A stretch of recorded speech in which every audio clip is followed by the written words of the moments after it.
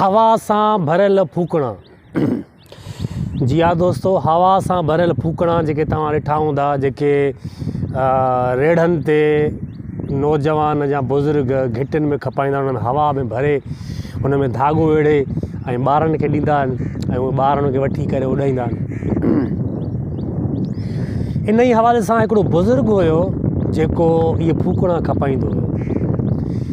ऐं हिकु ॾींहुं छा थियो त हू कंहिं ग्राउंड में अची बीठो, कलाकु ॾेढ थी वियो, फूकणा पिया, धाॻो ॿधल हो, उहे वरी उन सां सिलेंडर सां ॿधल हुया, उहे उॾी रहिया हुया, पर जेके 8-10 ॿार खेॾी रहिया हुया उहे उन फूकणनि खे ॾिसी न रहिया, उहे पंहिंजे हुन में मसरूफ़ लॻा पिया खेॾण में, हुन खां फूकणा न पिया वठनि।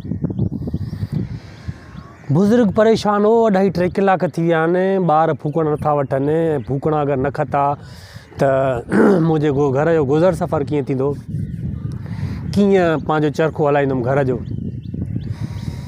सो बुज़ुर्ग जे ज़हन में हिकिड़ी ॻाल्हि आई ऐं उन चयो त छो न 4-5 फूकणनि में हवा विझी करे ऐं आसमान ते उॾायूं, पाण ई ताड़ियूं वॼाइजनि। हुन ईअं कयो, 4-5 फूकणा फूके करे हुन हवा में उॾाया ऐं ताड़ियूं वॼायूं। जॾहिं ताड़ियूं वॼायूं त उहे ई 5-8 ॿार जेके खेॾनि पिया, रांदि पंहिंजे मसरूफ़ हुया रांदि में, उन्हनि फूकणनि खे ॾिठनि उॾंदे त उहे बि ताड़ियूं वॼाइण लॻा। जॾहिं ताड़ियूं वॼाइण लॻा त पोइ हुननि खे हिकिड़ो जज़्बो जाॻियो त छो न बि असां फूकणा न बुज़ुर्ग खां, चाचे खां वठी करे ऐं ईअं हवा में उॾायूं जीअं चाचे उॾाया आहिनि। हू पंहिंजे पीउ मां खां ख़र्ची वठी आया ऐं पोइ हुन बुज़ुर्ग खां फूकणा वरितनि ऐं पोइ वरी हुनजो जेको आहे सो कारोबार थियो, हुननि जी रोज़ी थी ऐं पोइ हू ख़ुशि थियो। जॾहिं बि हुनजे कारोबार में ॿाड़ाई ईंदी, धंधे में तंगाई ईंदी, फूकणा न खपंदा हुया त बुज़ुर्ग जो इहो ई तरीक़ो हुयो त 3-4 फूकणा हवा में उॾाईंदो ऐं पोइ ॿार हुनखे ॾिसी करे ख़र्ची वठी करे फूकणा हुनखां वठंदा। हिकिड़े ॾींहुं छा थियो त 4-5 साल जो ॿारु अची हुनजे पोयां ख़मीस खां छिकींदो आहे ऐं उन बुज़ुर्ग खां, उन चाचे खां पुछंदो आहे त चाचा छा तव्हां कारो फूकणो उॾाए सघो था? मासूमाणो सवाल ऐं पोइ हुनजे मथां जेको जवाबु आहे उहो इहो आहे, उहो बुज़ुर्ग, उहो चाचो उन ॿार खे चवंदो आहे त पुट, ही कलर जे करे न,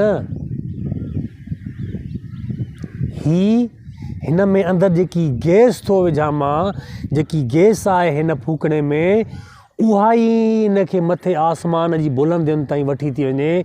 उहो चाहे कारो फूकणो हुजे, ॻाढ़ो हुजे, साओ हुजे, अछो हुजे, नीरो हुजे, नासी हुजे, ही कलर जे करे न, पर हिन जे अंदरि जेकी गैस आहे उहा ई हिनखे मथे आसमान जी बुलंदियुनि ताईं वठी थी वञे।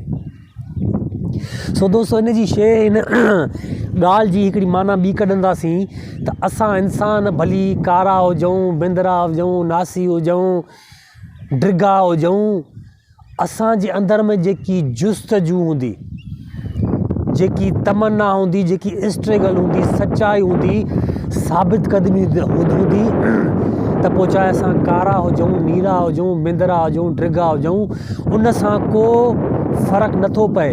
पर जेकी अंदरी शइ आहे, जेकी अंदरी असांजी सचाई आहे, साबित क़दमी आहे, उहा ई असांखे आसमान जी बुलंदियुनि ताईं पहुचाईंदी, उहा ई असांखे कामयाबु कंदी।